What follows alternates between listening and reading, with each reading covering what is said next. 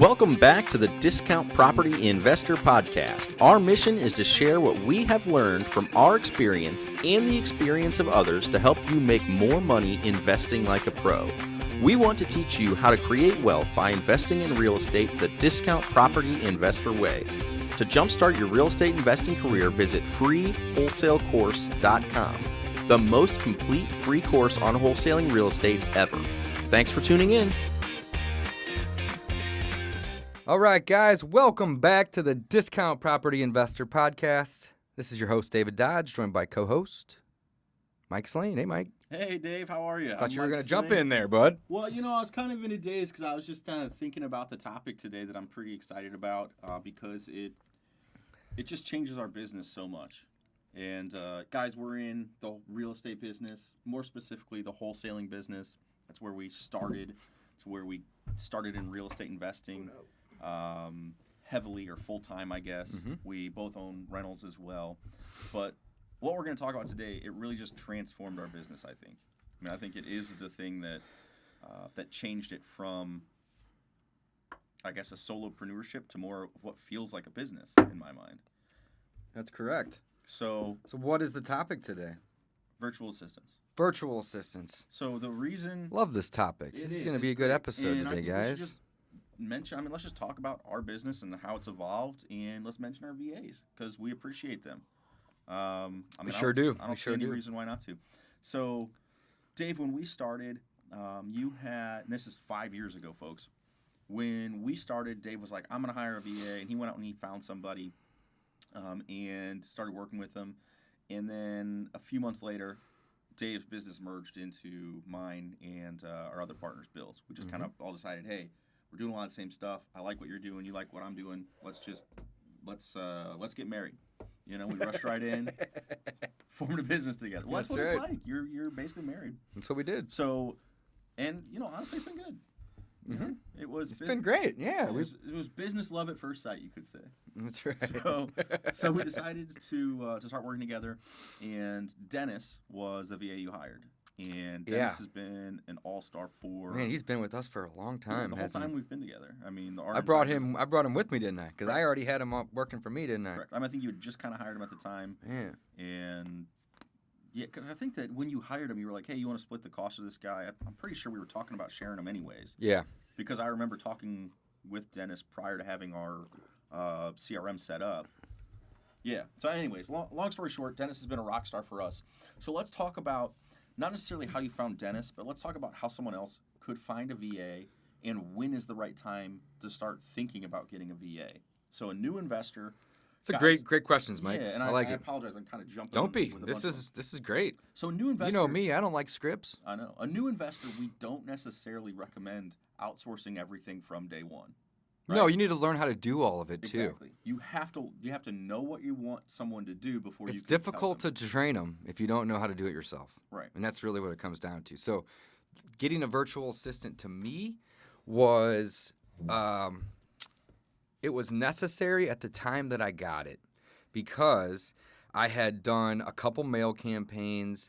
And at the time, I didn't even have a CRM. I was still writing out all the leads by hand.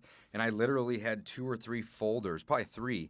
One for people that I needed to follow up with in the future, one for, warm leads, and then ones for either appointments or contracts or whatever. Like, something's happening with these leads. We're working them. And before I knew it, my folder for my follow-ups was, as big as a phone book. It was stacked full, and I was still doing marketing. So I had calls coming in, multiple a day, and it was getting very difficult to juggle all the calls that were coming in, as well as returning calls that came in while I was on calls, as well as trying to make calls to people that I hadn't talked to in 2, 3, 4, 5 weeks. So at that point, that's when it became necessary because I had a choice to make. I could either sit at home and spend most of my day on the phone, or I could get out in the field and I could view properties and make offers. So that's a really, really excellent point, Dave. So what do you use VAs for first? And what do you use that time that you freed yourself up for? And I think what Dave is trying to point out is that you want to use your VAs for lower dollar activities or lower dollar generating activities. That and you want to spend your time and activities that you can do anywhere in the world. exactly Like I'm in the market where the houses are at, so I need to go look at them. and meet with sellers in person. Absolutely. Build rapport. So that needs to be my focus. Making offers, looking at houses, and talking to the hot ones. But talking to all the people that aren't hot or following up with people every 3-4 weeks that don't want to sell me their house for 2 years is not the best use of my time. The cool thing about virtual assistants is they don't have to be in China or the Philippines or India or wherever you may go, Indonesia, whatever, right? They don't have to be outside of the United States. And if you're listening to this and you're outside of the United States, the same rules apply. It just means that they're not in your office. I have friends who have virtual assistants that live 3 or 4 blocks from them, right? They're still an assistant. They're just virtual. And that's the beautiful thing about living in this time, in this age, is that if you have a cell phone or even a computer or both, you can do most of the tasks. It is really neat. And I guess what is fun or funny about VAs and hiring VAs, it's kind of like you think, oh, I'm just hiring some VA, you know? Well, it's basically the reason you would use a VA, in my opinion, and the reason you're going to outsource it to the Philippines or another country is because you get a better value. So what can you afford at the time? Well, if I could afford a hired sales professional, be able to pay them $100,000 a year. A sales manager and a whole team. Right. Well, yeah, that's what great. we would hire right off the bat. But it's, like Dave said, that's expensive. When you're starting out, you can't necessarily afford that. So you find someone who is willing to make phone calls, is not in the U.S., and is willing to do it for a lower price for you, essentially. Yeah. Now, language is important too. It's extremely Speech, especially if they're going to be on the phone. You want them to, sound like they are from where your callers are going to be from. Doesn't have to be exactly, but you're going to have a better response rate when somebody, picks up the phone for a call or calls somebody back, and they just get somebody that sounds like they're in the area. Mm-hmm. So you definitely don't, if they have a heavy accent, you may want to put that person on texting or CRM work or anything other than phones. So I really want to dial in on that, though. You want your people that are on the phones to have very good English. And that's why we like the Philippines, because they have very good English. Now, again, there's lots of other places to find virtual assistants. We've always hired Philippine, because dissented English virtual is assistants. Primary language there, isn't It's it? the second language, language. but it's I believe it's the national language. first. It's the best country that speaks English as a second language. Does that make sense? They have their own language that's the first language, but in terms of their second language, they're the best in the world for grammar and pronunciation and actually sounding like they So let's talk a little bit about are American for the most part, or just speak English. I guess the nationality is irrelevant. Let's talk a little bit about how you find a virtual assistant. So, super easy, guys. Again, if you're looking for an inexpensive choice, we recommend the Philippines. All of our VAs are from the Philippines, like Dave said, and they're doing great. There's you guys for everything you do. tons of places to find them, but I would not want to confuse people. And I would say there's 2 places that I would go. All right, where would you go? I would go to Google. I'm sorry, not Google. I would go to Facebook. Boom, I was going to say, I would skip Google. Yeah, I would go to Facebook. Straight to Facebook. And I would find real estate specific virtual assistants in virtual assistant type groups. That's the first thing I would do. If you don't find luck with that, go to Upwork. Here's the thing. That's it, though. You're probably going to find work with that. Yeah. Or luck with that. And there's services everywhere. The third thing you could do is go into Google and type in real estate specific virtual assistants, and you're going to find them. But here's the problem. You're going to come across an agency, which isn't a bad thing necessarily, because they may train and provide support to those people, which can be valuable. However, the agency is going to mark up their hourly costs anywhere from 50 to 100%. And Mike and I like to pay our virtual assistants anywhere from $4 to $8 an hour versus, 10, 12, 14. And it's the exact same amount of work and labor. So I like to just kind of bypass the service and go straight to the person. However, pros and cons. The cons there is they may need more training or have none, and you might have to train them more and less support. But again, if you're in this for the long run, which I highly recommend that you have that mindset, it's going to be much cheaper. So it is like hiring an employee. It's exactly what it is. So just because someone is called What? Just because someone is called a virtual assistant, they are an employee for you. So have that mindset that you are going to have to train them. It doesn't matter, even if you're working with a service, like Dave said, and you are going to pay a premium, because those providers typically will say they're trained, they're fluent in English, and they do a screening. So again, those virtual assistants are probably going to have a little bit more experience in real estate potentially than someone that you go and find yourself. But like Dave said, there are pros and cons. Very well said. One more thing I'd like to touch on that we just I got a couple. Was Upwork. Mm-hmm. Well, just circling back.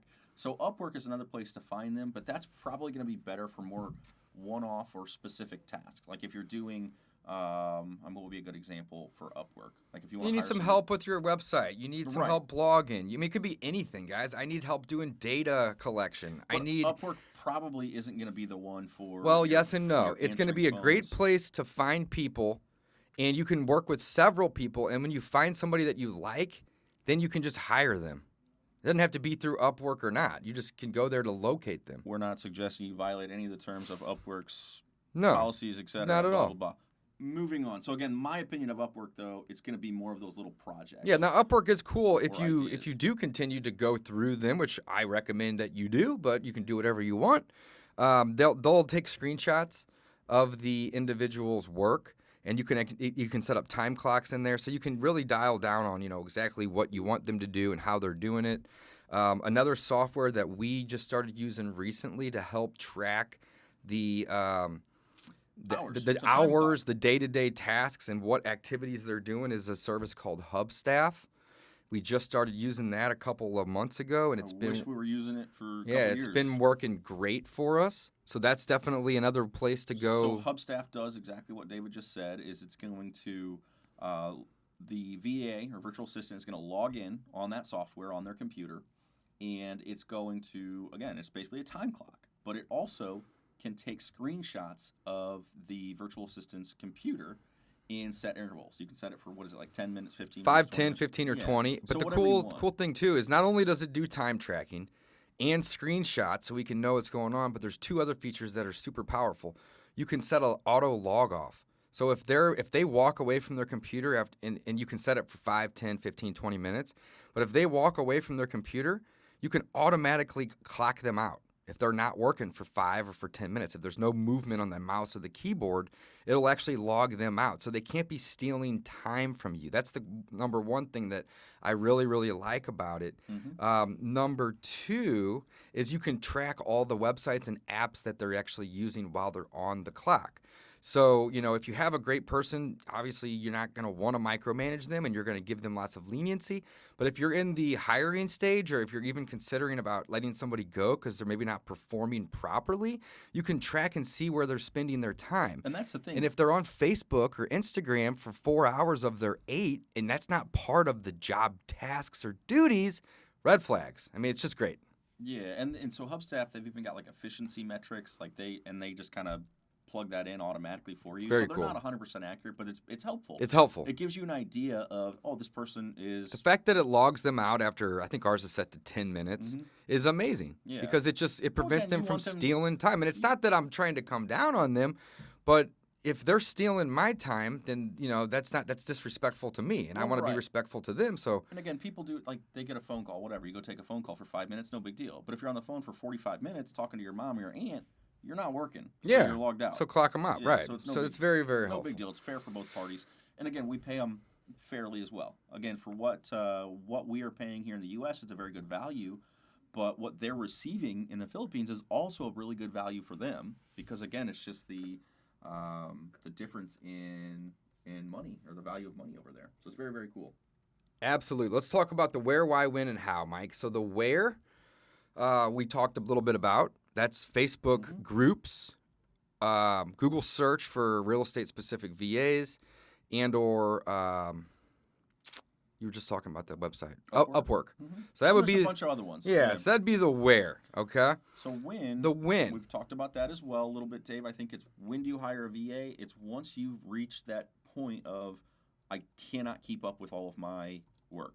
That, to me, is when you should do it, or a little bit before then, is once you've got so many tasks that you're not quite able to keep up with all of your phone calls coming in, or all of your leads coming in, and doing the follow-up that you need to do to serve your clients.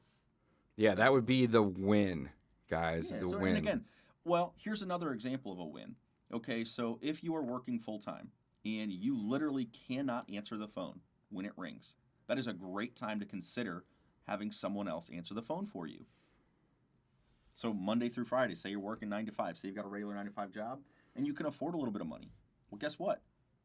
It's time to hire a virtual assistant to answer those phones for you so that your phone calls get answered right away and that someone from your company is talking to your seller leads right away, setting appointments for you, give them the autonomy to schedule an appointment for you to go look at the house. Love it. That way you are not letting those leads slip through the cracks. Love it. So again, it's when you're ready, if you dove in full time, once you're already working full time and you're overwhelmed, hire a VA. Or, like I said, if you're working full time and then trying to do this as a side hustle, that's another time you can leverage other people's time and talents, such as VAs, virtual assistants, to, get your real estate investing career off the ground a little bit faster. Love it. So let's talk about the how. The training. You guys want to train your virtual assistants. If they're not already trained, you're going to want to train them specifically to your business, your CRM, your software, your processes. I like this simple tool called Screencast-O-Matic. There's a newer service out called Loom. You can use other softwares like Snagit, but essentially you can record your screen. Zoom can even do this for you as well. And then you can drop these into YouTube, or some of these sites have their own hosting, and you want to record your trainings. Reason being is if you decide to hire a second or a third virtual assistant, you don't have to spend 2 weeks or a month or whatever, tons of hours retraining them. You can just give them your catalog, your library of trainings.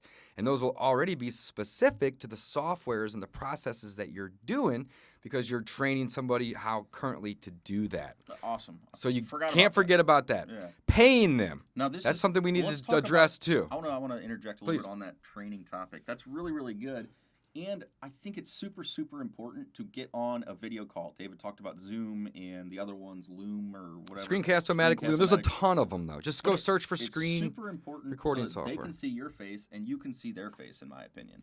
Because you're not in the same room, so you're not really building that rapport. But you want to have a relationship with this person. You're talking about another person, you want to have a relationship with them. Make sure that you guys are both on the same page. So when we hire a new VA, Maria is our newest VA, for the first week, we said, okay, every day at this time, let's get on a phone call, just so that we can at least see each other, talk to each other in person via software, so that we can get on the same page. And then once they're up and running, then it's maybe once a week or every other day. Now, on top of that, we also use a software called Slack that is basically like an instant messenger, so that you can message them so that you don't need to jump on the phone all the time with them.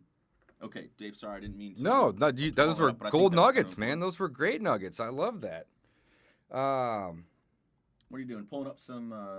I want to see the pay scale, because earlier we had mentioned that we like to pay anywhere between $4 and $8 for a virtual assistant.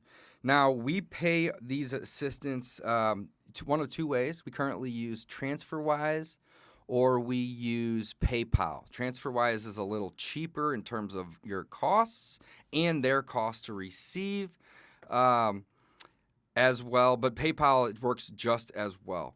So the average hourly rate in the Philippines, guys, I'm looking this up on Google. I typed in hourly rates. I came across a site called PayScale, and it looks like the average hourly rate in the Philippines is 150 Filipino pesos, and the what would you call that? The transfer or the conversion rate between the two, $1 is equal to 50.49 pesos. Now that's according to today's today's conversion rates.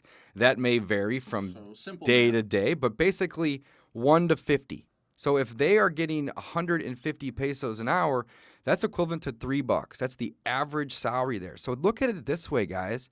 If you're paying somebody $4, $5, $6 an hour, they're making, in some cases, double what the average individual in that country's making. The average hourly worker. The hourly Absolutely. worker, right. It is. That's great. So look at our own area, right? What's the minimum wage here, Mike? Didn't they just raise it? I don't know. The fight for 15 is the big thing, right? The national fight for 15. I think we're at $8.60 an hour. I said $7.75. Yeah. So if you double that, that is what, 8 and 8, 16. That's $17 an hour. Mm-hmm. So you're essentially paying somebody the equivalent of $17 an hour, but you're only coming out of pocket $6. So that's almost a third. So your money can stretch a lot farther. So it benefits you, the person that's hiring the virtual assistant, but flip the script. You are empowering and helping another individual that lives in another part of the world to make, sometimes in some cases, double the salary of what their peers are making. So it's not like you are necessarily undercutting them or paying them low wages. You're giving them double what most of their peers are paying. So that's what I'm getting at. It is a win-win because money has different values in different parts of the world. Love that. Excellent. What do we forget? I think that's pretty much How, the when, the why. We do the why. The why is just simple. You can't be two places at once. You need to be able to outsource some of these activities so you can get your time back. And if you haven't read The E-Myth, that's a book that I want to drop in this episode. The E-Myth's a great way to figure out what you want to outsource first. Basically, you build a big diagram of your company, even if you don't have positions for those yet, because you in the beginning are all of those positions. But then what you do is you start erasing your name from those boxes and you start putting other people's names in. And that could be one other person to begin with. It doesn't have to be a whole team. Two makes a team. I'll give a book rec as well. Let's hear it. So mine is the 5 hour. Is it 5 hour work week? 4 hour. 4 hour work week. Tim Ferriss. Took you Tim 5, Ferriss. but it took him 4. Took me about 25. Are you kidding me? Yeah. So the 4 hour work week by Tim Ferriss. He talks a lot about outsourcing your life or hiring virtual assistants, and I believe that's the one where he talks about just doing like 1 or 2 tasks at a time. Very neat stuff. Very interesting concept. Again, I think it's pretty widespread now. But again, the 4 hour work week also pretty good one and pretty interesting on. Hiring VAs and having other people do work for you. Absolutely. So very cool. And also, one more thing. When you go to hire, you don't have to bring them on full time to begin with. Great you may point. be able to hire somebody for 5 to 10 hours a week or 20 hours a week. And if you like that individual, then up their hours. Maybe you up their pay over time or give them more, right? Or just a task-based thing. A task. And that's where Upwork comes in. Because you don't even have to necessarily have them on a salary. You can just say, hey, this week I got a lot of work for you, but next week I may not have any. And that's okay. And you can find people that are willing to work project to project. A great one for somebody starting out would be, hey, I've got all these leads that I haven't followed up on in 6 months. Call these 30 or 50 or 100 or 500 all I need numbers. you to do is call them and see if they're ready to sell. See who can. It's so simple. See who's ready to sell so I can make some money. Yep. So So virtual assistants are huge, guys. I mean, to wrap this episode up, there will be a time when you will become overwhelmed. And to me, that's the time when you should start looking to get the virtual assistant. No sooner than that, though. Reason is you want to learn how to do all these activities so you can teach them, because if they come to you with a problem later, you need to have answers for them, right? I also think, and I guess we didn't touch on this earlier, you should probably be doing a deal or two before you start hiring someone else. Yeah, well, why wouldn't you? Use the house's money to pay for it. Exactly. Well, again, I just think sometimes we get a little bit ahead of ourselves when we are ambitious about the business, but it's a great point. yeah, I just thought I'd throw that out there. So guys, reach out to us if you have questions about virtual assistants. We are here to help. One thing I do want to drop really quick, because I doubt we'll do an episode on it, but I want to talk to you a minute about this, is we have a brand new podcast website. Oh, yeah, and there's a very cool. new domain name, too. So it used to be Discount Property Investor Podcast, which is like 300 letters long. And we're going to forward that to the new one, but the new one's really easy to remember. It's dpipodcast.com. Discount Property Investor, DPI. You guys should have figured that out by now. dpipodcast.com. We got all the episodes over there. We're updating the site daily, and I'm real excited about that. Yeah, so shoot check some- that Shoot out. us some feedback if you like it or not. Hopefully it's easier to navigate. All right, guys, signing off. Go out and get yourself a virtual assistant if you need one, and automate your business. It'll allow you to do more deals, have more time, and make more money. Until next time, signing off.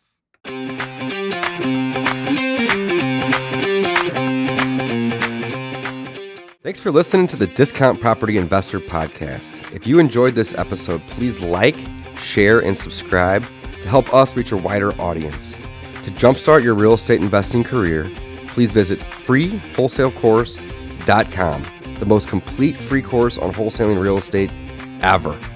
We would also appreciate it if you left us a review on iTunes or Stitcher. Thank you in advance for your support, and remember, you make your money when you buy, and you get paid when you sell. Now let's go build some wealth.